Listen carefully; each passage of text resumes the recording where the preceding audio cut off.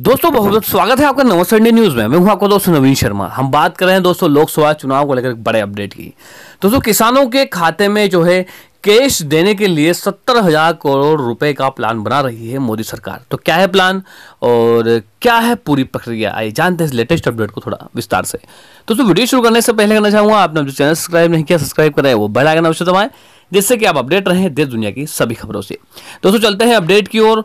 सरकार ने लोकसभा चुनाव से पहले किसानों को कृषि सब्सिडी की जगह डायरेक्ट कैश ट्रांसफर की घोषणा की जाने की प्लानिंग कर ली है और इसके लिए 70,000 करोड़ रुपए का प्लान भी बना रही है सरकार। इससे सरकार पर वित्तीय बोझ भी बढ़ सकता है। तो जानते हैं इस अपडेट की प्रमुख बातें।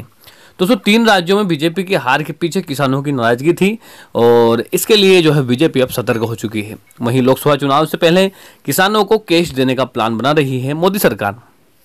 वित्तीय घाटे का लक्ष्य पार हो जाने की वजह से सरकार के हाथ बंधे हुए हैं। दोस्तों मोदी सरकार किसानों को वित्तीय बोझ कम करने के लिए सब्सिडी की जगह डायरेक्ट कैश ट्रांसफर पर विचार कर रही है।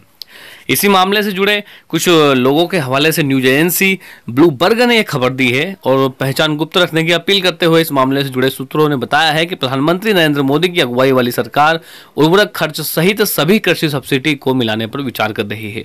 योजना को पूरी तरह लागू करने के बाद 70,000 करोड़ रुपए सालाना अतिरिक्त खर्च हो सकता है। 31 मार्च को समाप्त हुई वित्तीय वर्ष में अरुण जेटली ने 70,100 करोड़ रुपए कृषि सब्सिडी की घोषणा की थी। उत्तर भारत के 3 अहम राज्यों पर मध्य प्रदेश, छत्तीसगढ़ और राजस्थान में विधानसभा चुनाव में भारतीय जनता पार्टी की हार में किसानों की नाराजगी को भी वजह बताया जा रहा है। सरकार लोकसभा चुनाव से पहले किसानों की नाराजगी को दूर करके अपने पाले में लाना चाहती है। हालांकि वित्तीय घाटे के लक्ष्य को पार कर जाने की वजह से इस साल सरकार के पास खर्च के लिए अधिक रकम नहीं है। कहां से आएगा पैसा? दोस्तों ये बड़ा सवाल है कि इतने बड़े प्रोजेक्ट के लिए पैसा कहां से आएगा। तो दोस्तों निवेशक यह जानने को उत्सुक है कि अतिरिक्त फंड कहां से आएगा। हालांकि स्मॉल सेविंग्स पुल के जरिए सरकार कुछ हिस्सा जुटा सकती है। अतिरिक्त डिविडेंड के रूप में सरकार को रिजर्व बैंक से भी अतिरिक्त फंड मिलने की उम्मीदें हैं। वहीं हर साल किसानों को 15,000। दोस्तों पिछले दिनों इकोनॉमिक टाइम्स ने भी खबर दी थी कि किसानों को इनकम सपोर्ट के रूप में हर साल प्रति हेक्टेयर 15,000 रुपए देने पर विचार किया जा रहा है। मामले से वाकिफ लोगों ने बताया कि नीति आयोग ने डायरेक्ट बेनिफिट ट्रांसफर के जरिए अपफ्रंट सब्सिडी का सुझाव दिया है। आयोग ने सुझाव दिया है कि उर्वरक, बिजली, फसल बीमा, सिंचाई और ब्याज में रियायत सहित खेती बड़ी जुड़ी हर किसी सब्सिडी की जगह इनकम ट्रांसफर की व्यवस्था अपनाई जाए।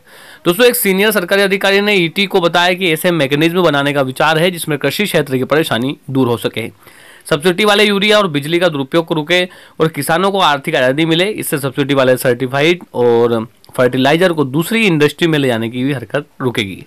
दोस्तों लेटेस्ट अपडेट था आपको लोकसभा चुनाव को लेकर मोदी सरकार की नई योजना के बारे में कि किसानों के लिए 70,000 करोड़ की योजनाएं बन रही है और जो है जल्द ही इसकी घोषणा हो सकती है। तो लेटेस्ट अपडेट इसी प्रकार के देश दुनिया की सभी खबरों को प्राप्त करने के लिए सब्सक्राइब करें नमस्ते इंडिया न्यूज़ को, वो बेल आइकन अवश्य दबाएं जिससे अपडेट रहें आप सभी खबरों से। इस वीडियो में इतना ही, फिर आपके लिए उपस्थित होंगे जानकारी के साथ। तब तक के लिए दोस्तों खुश रहिए, स्वस्थ रहिए। नमस्ते इंडिया।